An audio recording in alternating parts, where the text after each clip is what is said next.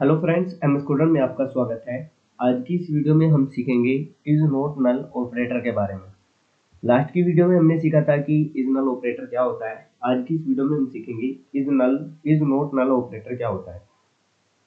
देखिए, is not null operator को हम तब यूज करते हैं जब हमें उन जो एम्प्लॉय है उनके रिकॉर्ड चाहिए जिनकी कोई भी इंफॉर्मेशन नल नहीं है। तो तब हम क्या करते हैं, इज नॉट नल ऑपरेटर को यूज करते हैं। तो यहाँ पर आप देख सकते हो एक टेबल है हमारे पास एम्प्लॉय नाम की, और इसके अंदर कुछ रिकॉर्ड है। तो यहाँ पर आप देख सकते हो कि जो 8 रिकॉर्ड है इनके अंदर इन सब के प्रॉपरली नेम है, एज है। लेकिन लास्ट के जो जो दो रिकॉर्ड है इनकी जो एज है इसमें वैल्यू क्या है, नल है।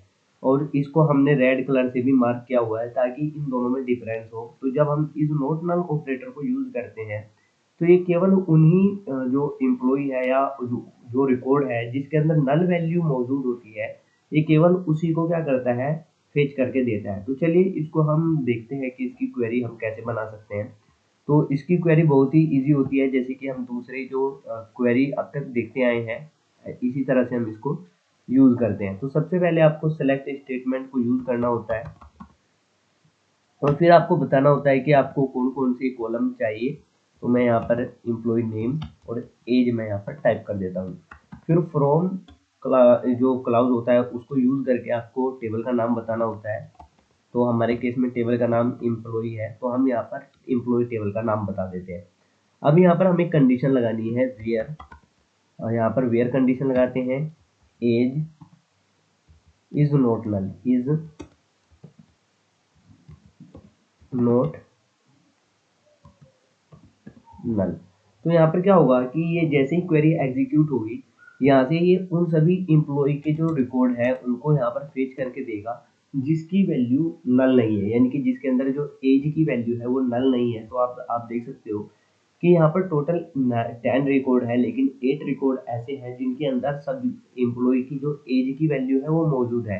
लेकिन लास्ट के 2 रिकॉर्ड ऐसे हैं जिसके अंदर एज की वैल्यू नहीं है, यानी कि नल है। तो यहाँ पर क्या होगा कि ये आपको 8 रिकॉर्ड गेट करके देगा। तो चलिए सेम जो क्वेरी है इसको हम सिस्टम पर भी रन करके देख लेते हैं।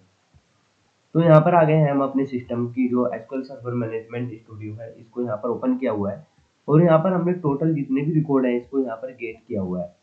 तो अब आप देख सकते हो कि टोटल 10 रिकॉर्ड है और 2 रिकॉर्ड ऐसे हैं जिनकी जो एज है वो नल है। तो जैसे ही मैं इस क्वेरी को एग्जीक्यूट करता हूँ तो देखिए यहाँ पर क्या होगा। मैं इसको एग्जीक्यूट कर रहा हूँ तो अब आप देख सकते हो कि जैसे ही पहले वाली जो क्वेरी है सिलेक्ट की, जैसे ही वो एग्जीक्यूट हुई है तो उसने सारे रिकॉर्ड्स यहाँ पर गेट करके दे दिए हैं जिसके अंदर नल वैल्यू भी मौजूद है।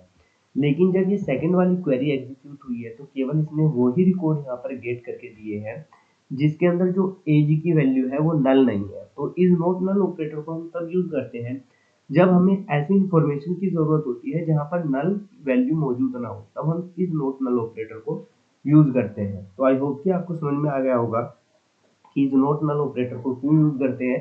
अगर ये वीडियो आपको हेल्पफुल लगी हो तो इस वीडियो को लाइक जरूर कीजिएगा, और अगर अभी तक आपने इस चैनल को सब्सक्राइब नहीं किया है तो इस चैनल को जरूर सब्सक्राइब कर लीजिएगा। Thanks for watching.